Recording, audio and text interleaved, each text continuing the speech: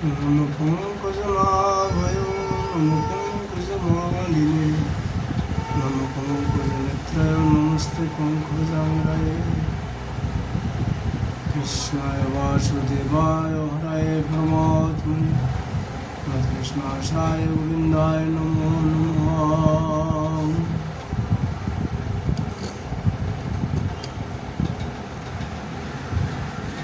आज हम लोग श्रीमद् भागवत जी का दशम स्कंद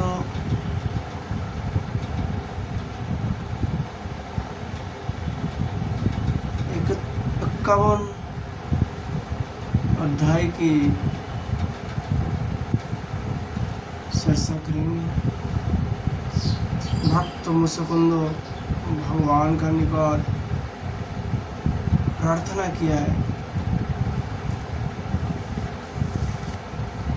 मुसकुंद जी ने कहा, विमहितायां जनो ईशा मायायां तुदिया त्वां न भजत्वनर्थद्री सुखाय दुःख प्रभावैषु सज्जति गृहेषु शशि पुरुषस्संवंसितो।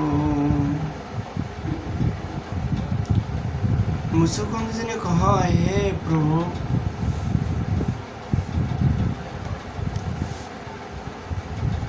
जगत के सभी प्राणी आपकी माया से अत्यंत मोहित हो रहा है। वे आपसे विमुख होकर अनर्थ में ही फंसे रहते हैं और आपका भजन नहीं करते। वे सुख के लिए घर गृहस्थ के उन झंझट में फंस जाते हैं जो सारे दुखों के मूल स्रोत है।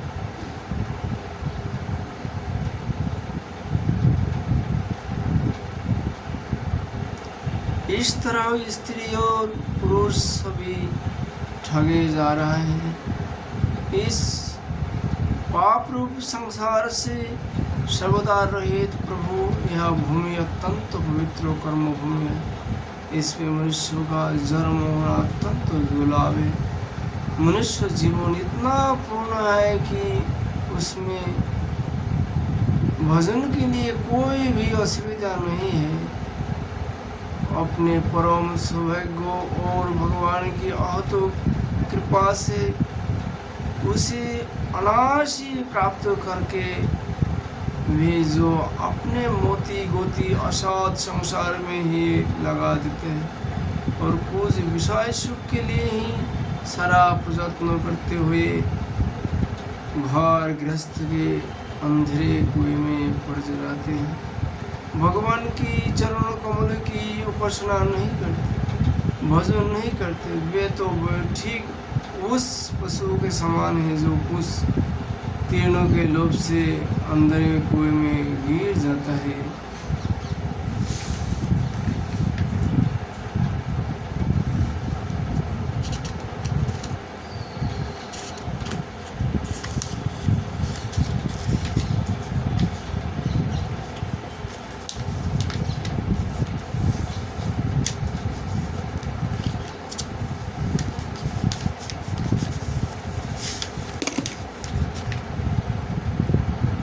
भगवान में राजा था, राज्यलक्ष्मी के मत से भी मतवाला हो रहा था।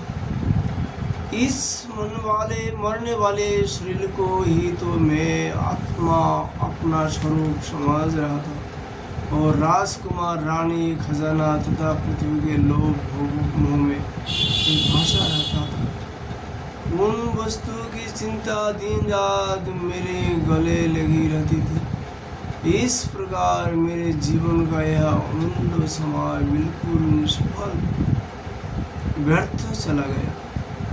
जो शरीर पृथक हुई घोरी और भीत के समान मिट्टी का है और दृश्य होने के कारण उन्हीं के समान अपने से अलग भी है, उसी को मैंने अपना स्वरूप मान लिया और फिर अपने को मान बैठा था।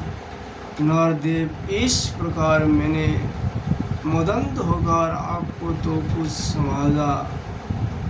समझा ही नहीं। रात हाथी घोड़े और पैदल की चित्रंगिनी सेना तथा सेनापति से घेर कर मैं पृथ्वी में इधर उधर घूमता रहता। मुझे यह करना चाहिए और यह नहीं करना चाहिए, इस प्रकार विविधों कर्तव्यों को चिंता में पड़कर मनुष्य अपने एकमात्र कर्तव्य भगवत प्राप्ति से विमुख होकर प्रमत्त हो जाता है, असावधान हो जाता है। संसार में बाध रखने वाले विषयों के लिए उसकी लालसा दिन दुनी रात चौगुनी बढ़ती ही जाती है। परंतु जैसे भूख के कारण जीव लपलपाता हुआ सांप सावधान चूहों को दबोच लेता है, वैसे ही काल रूप से सदा सर्वदा सावधान रहने वाले आप एकाएक उस प्रमादग्रस्त प्राणी पर टूट पड़ते हैं और उसे ले बिताते हैं। जो पहले सोने के रथों पर अथवा बड़े बड़े गजराजों पर चढ़कर चलता था और नरदेव कहलाता था, वही शरीर आपके अवात काल का ग्रास बनकर बाहर फेंक देने पर, पक्षियों की विष्ठा धरती में गाड़ देने पर, सरकर क्रिया और आग में जला देने पर राख का ढेर बन जाता है। प्रभु, जिसने सारी दिशाओं पर विजय प्राप्त कर ली है और जिससे लड़ने वाला संसार में कोई रहा नहीं गया है, जो श्रेष्ठ सिंहासन पर बैठता है और बड़े बड़े नरपति जो पहले उसके समान थे अब जिनके चरणों में सिर झुकाते हैं, वही पुरुष जब विषय सुनने के लिए जो घर गृहस्थी की एक विशेष वस्तु है स्त्री के पास जाता है, तो अब उनकी हाथों का खिलौना उनका पालतू पशु बन जाता है।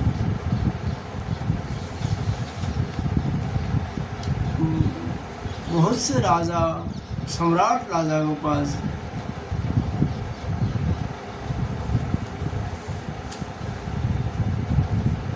जब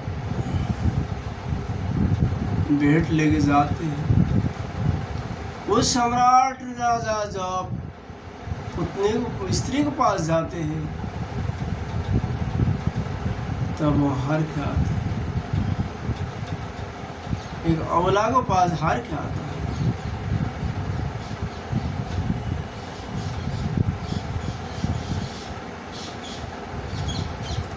इसलिए साधकों को भजन करने वाला को सावधान,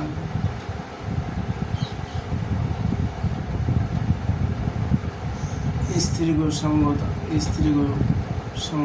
करने वाला संगी को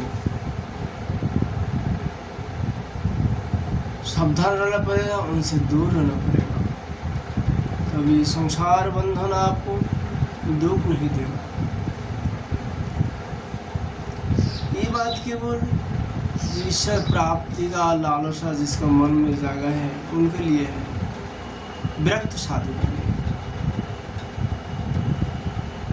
बहुत से लोग विषय भोग सुनकर पुनः राज्य आदि भोग मिलने की इच्छा से ही दान पुण्य करते हैं और मैं फिर जन्म लेकर सबसे बड़ा परम स्वतंत्र सम्राट हूँ, वैसी कामना रखकर तपस्या में भली भांति स्थिति हो शुभ कर्मों करते, इस प्रकार जिनकी तृष्णा भरी हुई है वह कदापि सुखी नहीं हो सकता।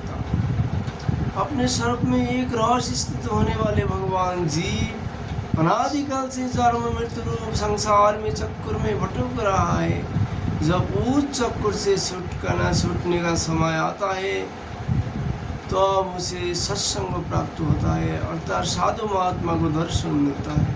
यह निश्चय है कि जिस खान सत्संग प्राप्त हुआ है उसी खान संतों के आश्रय का जो कारण रूप जगत के एकमात्र स्वामी अपनी जीव की बुद्धि अत्यंत दृढ़ता से लग जाती है। भगवान, मैं तो ऐसा समझता हूँ कि आपने मेरे ऊपर परम अनुग्रह की वर्षा की, क्योंकि बिना किसी परिश्रम में अनायास मेरे राज्य का बंधन टूट गया। साधु स्वभाव से चक्रवर्ती राजा भी जब अपना राज्य स्वीकार एकांत में भजन साधन करके उद्देश्य से वन में जाने चाहते हैं, तो उसकी इस ममता बंधन से मुक्त होने के लिए पूरे प्रेम से आपसे प्रार्थना किया करते हैं। अंतर्यामी प्रभु, आपसे क्या छिपा है। मैं आपके चरणों की सेवा में अतिरिक्त और कोई भी वर नहीं चाहता, क्योंकि जिनके पास किसी प्रकार का संग्रह प्रग्रह नहीं है अथवा जो उसके अभिमान से रहित है, वे लोग भी केवल उसी के लिए प्रार्थना करते रहते हैं। भगवान, भला बतलाइए तो सही, मुख देने वाले आपकी आराधना करके वैसा कौन श्रेष्ठ पुरुष होगा जो आपने को बांधने वाले सांसारिक विषयों का वर मांगे। इसलिए प्रभु, मैं सतोगुण, रजोगुण और तमोगुण से संबंध रखने वाले समस्त कामनाओं को छोड़कर केवल माया के निष्मात्र संबंध से रहित गुणातीत एक अद्वितीय चित्त स्वरूप परम पुरुष आपकी शरण ग्रहण करता हूँ। भगवान, मैं अनादिकाल से अपने कर्म फलों की भुगते अत्यंत आर्त हो रहा था। उनकी दुखद ज्वाला रात दिन मुझे जलाती रहती थी। मेरे 6 शुक्र 5 इंद्रिय और एक मन कभी शांत ना होते थे। उनके विषय की प्यास बढ़ती ही जा रही थी। कभी किसी प्रकार एक क्षण के लिए भी मुझे शांति न मिली। हे शरणदाता, अब मैं आपके भय, मृत्यु और सुख से रहित चरणों कमलों की शरण में आया हूँ। सारे जगत के एकमात्र स्वामी परमात्मा, आप मुझ शरणागत की रक्षा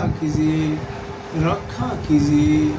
इस प्रकार भक्तों जब प्रतिदिन भगवान का निकट प्रार्थना करते, भगवान अवश्य ही उनको पार कृपा करते हैं। भगवान तो परम दयालु है। आप लोग जहाँ बैठकर इस वीडियो देख रहे हैं, आप लोग प्रतिदिन इस प्रकार स्तुति करते रहे, भगवान आपको भी कृपा करेंगे। राधे राधे राधे राधे।